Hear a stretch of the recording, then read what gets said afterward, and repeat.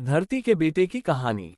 महाराष्ट्र के विदर्भ क्षेत्र में एक छोटा सा गांव था, दामने गांव। यहाँ का हर घर खेतों से जुड़ा था और हर आंख आसमान की तरफ देखती रहती थी, बारिश के इंतजार में। उसी गांव में एक किसान था, हरिराम देशमुख। उम्र लगभग 45 वर्ष, रंग सांवला, चेहरा मेहनत से तपाया हुआ।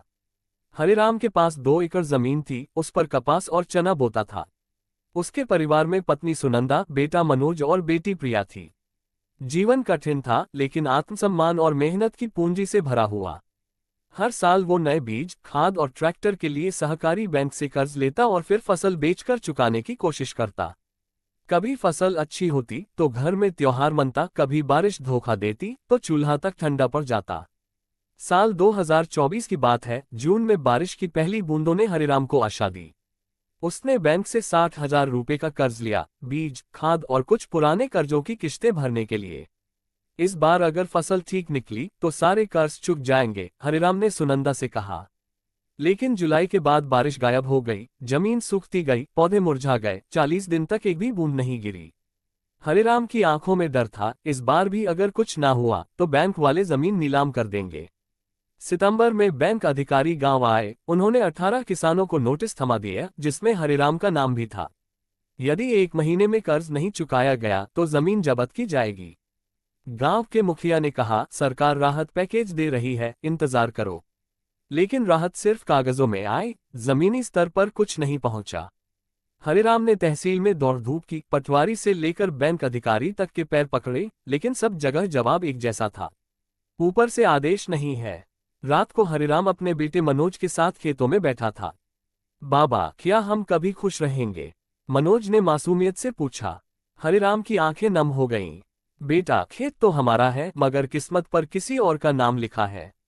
उस रात वो देर तक जागता रहा, बंजर खेतों को देखता, खुद से सवाल करता।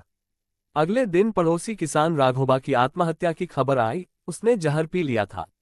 गांव में सन्नाटा छा गया। अब हर कोई डरा हुआ था, कहीं अगला नाम उसका ना हो। इसी दौरान गांव में एक युवा सामाजिक कार्यकर्ता आया, अदिति शर्मा, जो दिल्ली से आई थी। वो किसानों के लिए डिजिटल रिकॉर्ड, जमीन अधिकार और फसल बीमा की जानकारी फैला रही थी। हरिराम शुरू में चुप रहा, लेकिन धीरे धीरे अदिति की बातों में उसे उम्मीद दिखने लगी। अदिति ने कहा, सरकार से मदद लेने के लिए आपको एकजुट होना होगा। अकेले लड़ोगे तो कुचले जाओगे।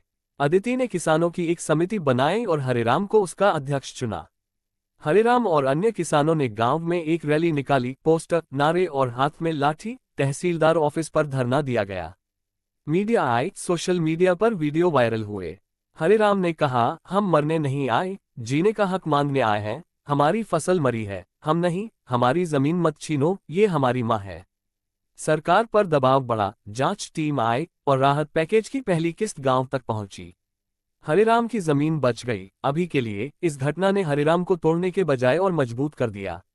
उसने मनोज को स्कूल के साथ कंप्यूटर कोर्स भी करवाना शुरू किया, प्रिया को भी स्कूल भेजने की जिद की। हालांकि गांव में कई लोग कहते थे, लड़की को पढ़ाकर क्या करेगा? हरिराम का जवाब था, पढ़ाई अब खेती से भी जरूरी है, क्योंकि बिना ज्ञान के किसान बस लाचार रह जाएगा। उसने अदिति के साथ मिलकर गांव में एक किसान सूचना केंद्र खोला, जहां किसान सरकारी योजनाओं, बीमा और बाजार दरों की जानकारी ले सकते थे। साल 2025 की बारिश समय पर आई। हरिराम ने फिर कपास और मूंग बोया। इस बार जिम्मेदारी और जानकारी के साथ फसल अच्छी निकली। उसे मंडी में उचित दाम मिले, क्योंकि उसने खुद ऑनलाइन कीमतें जांच ली थीं। उसने बैंक का कर्ज चुका दिया और मनोज को कॉलेज भेजा। अक्टूबर 2025 में जिले में कृषि विभाग द्वारा आयोजित कार्यक्रम में हरिराम को उत्कृष्ट किसान सम्मान मिला। उसके भाषण ने सबका दिल छू लिया। मैं किसान हूँ, मिट्टी से जुड़ा, मगर सिर उठाकर जीने वाला। अगर सरकार सोती है तो हमें जगाना होगा। अगर सिस्टम दबाता है तो हमें एक होना होगा। मरने से बेहतर है लड़कर जीना। गांव वालों ने पहली बार किसी किसान को मंच पर बोलते देखा, और वो भी अपना हरिराम। हरिराम अब भी किसान था, पर अब वो सिर्फ बीज नहीं बोता था, वो ज्ञान, अधिकार और आत्मसम्मान के बीज बो रहा था। उसकी बेटी प्रिया अब गांव की पहली लड़की थी, जिसने विज्ञान में टॉप किया था। उसकी पत्नी सुनंदा अब महिला समूह की नेता बन गई थी। मनोज एक एनजीओ में काम कर रहा था, ताकि किसानों की अगली पीढ़ी को संघर्ष न करना पड़े। इस कहानी से हमें ये संदेश मिलता है कि किसान की जमीन सिर्फ खेती की नहीं होती, वह उसकी पहचान होती है। जब तक किसान जागरूक नहीं होगा तब तक उसकी हालत नहीं बदलेगी। आत्महत्या कोई समाधान नहीं, संगठित होकर लड़ना ही असली समाधान है।